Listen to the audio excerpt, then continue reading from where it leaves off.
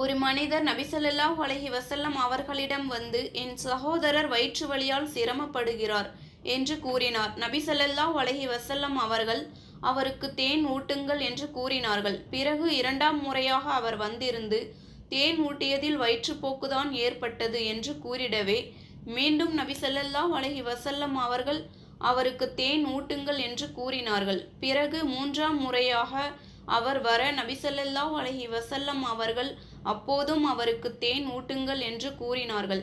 பிறகு நான்காம் முறை அவர் வந்து, தாங்கள் சொன்னதையே நான் செய்தேன், ஆனால் குணமாகவில்லை என்று கூறினார். அப்போது நபி ஸல்லல்லாஹு அலைஹி வஸல்லம் அவர்கள், தேனில் நிவாரணம் இருப்பதாக குர்ஆனில் அல்லாஹ் உண்மையே கூறியுள்ளான். உங்கள் சகோதரரின் வயிறுதான் பொய் சொல்கிறது, அவருக்கு தேன் ஊட்டுங்கள் என்று கூறினார்கள். அம்மனிதர் மீண்டும் தம் சகோதரருக்கு தேன் ஊட்டினார். அதையடுத்து அவர் குணமடைந்தார்.